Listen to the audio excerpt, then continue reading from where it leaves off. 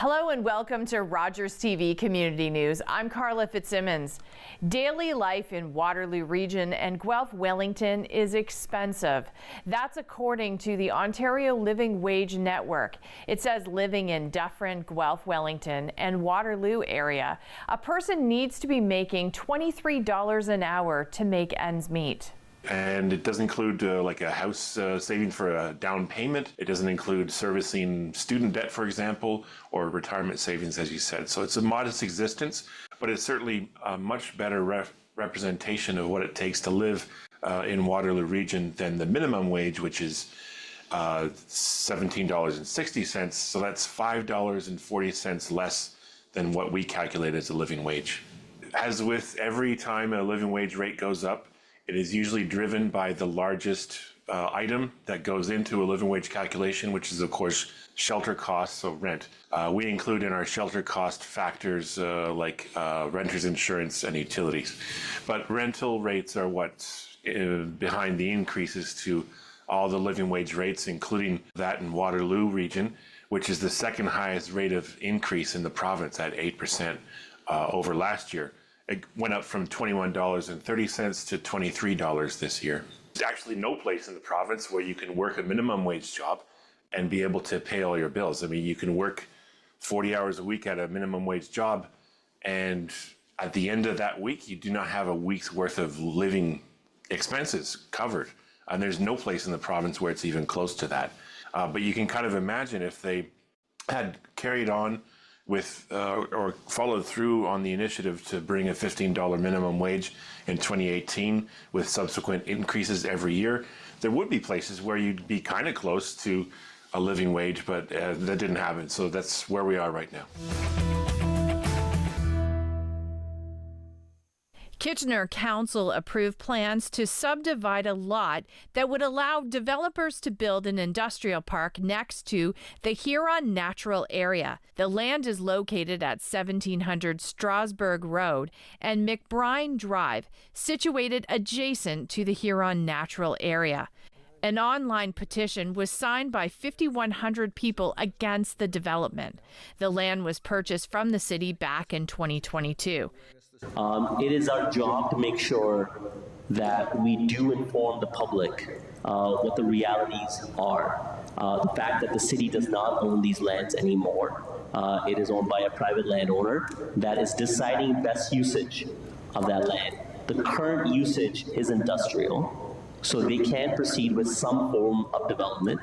They're trying to subdivide that parcel into multi-lots, which is allowing us the opportunity to demand a certain buffer area, a conveyance of land back to a natural area. So it's giving us some benefits as opposed to them proceeding forward with the outright development. The Huron Natural Area spans more than 250 acres of protected woodland, forests, and home to countless species of plants and animals, and has historical connections to the Indigenous peoples.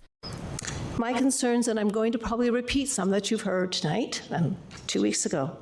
One, the subject lands. We're in city ownership in 2018 and were sold as surplus, even though they were adjacent to an environmentally sensitive land.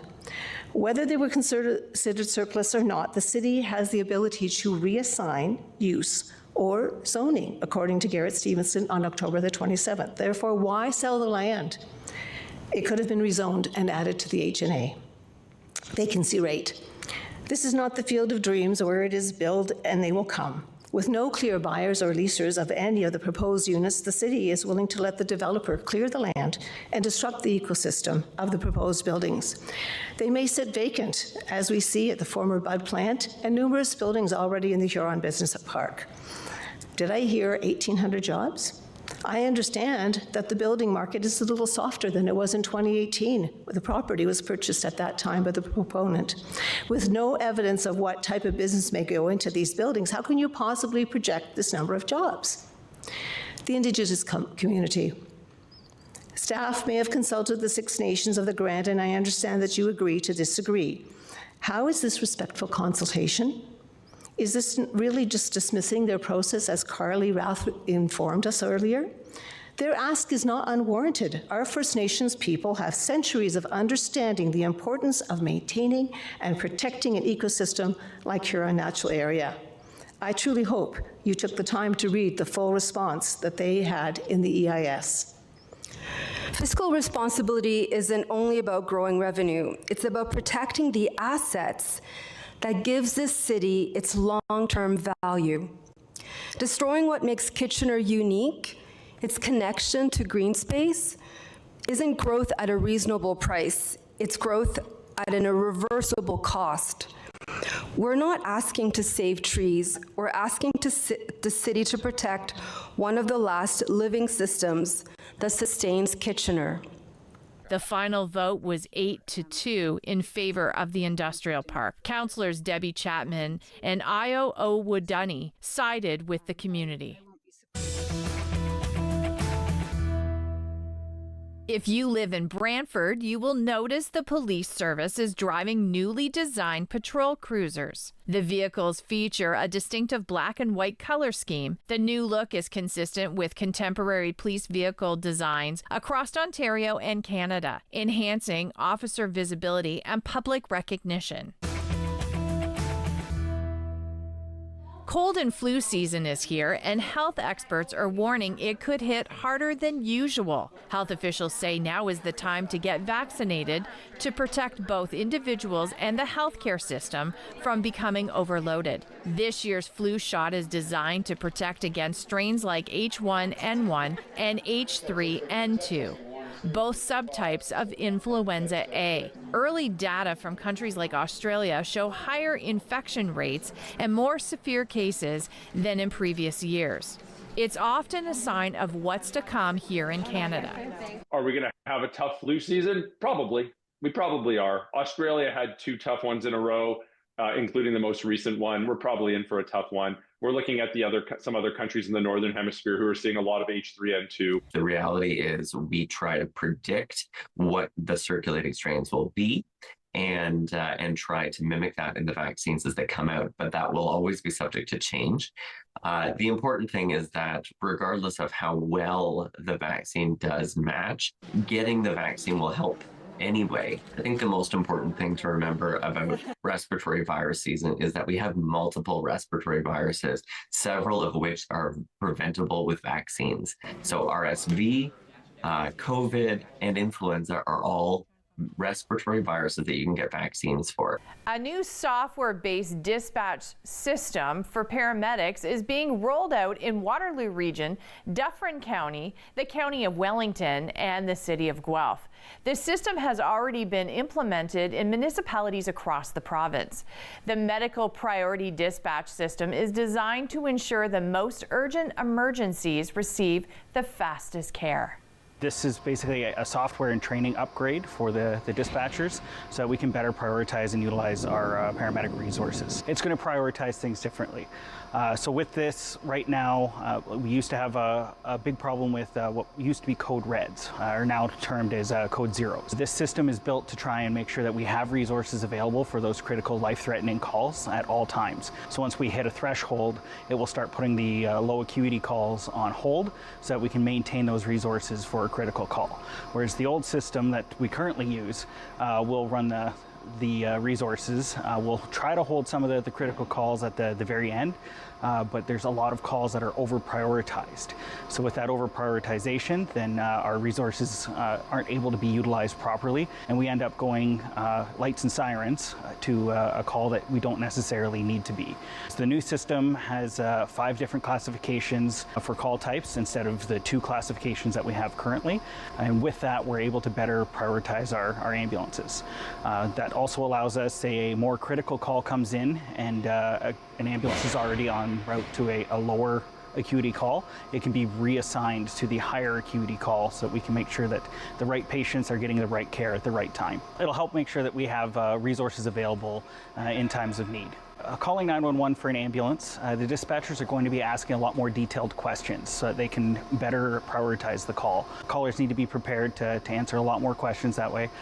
There's also going to be a lot more instructions that will be given prior to a paramedic crew's arrival. With their upgraded training, they're now emergency medical dispatchers, so they're able to provide more instructions on doing CPR, on how we can maybe do first aid before the paramedics arrive to try and help get things ready for the crew's arrival. So with all that extra detailed information, it synchronizes well with our new MCAD technology, which is a mobile computer-aided dispatch system that we have in the front of our ambulances. So now we can get all those extra details before we arrive on scene, so we can better prepare for the call. Another big change for 911 callers is if we're experiencing a period of high demand and our resources are starting to run thin, they will let you know that there's going to be a delay in the ambulance arriving if it's a lower acuity call.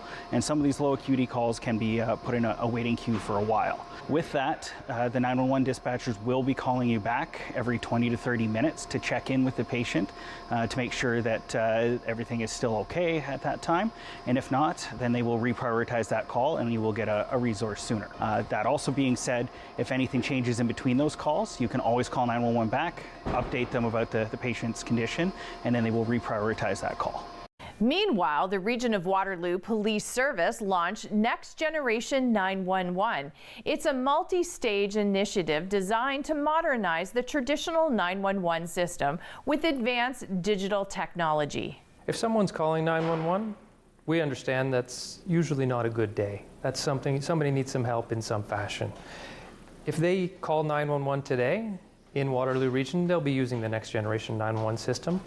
They will not know a difference between their previous call, maybe a week ago when we weren't on the system, to today.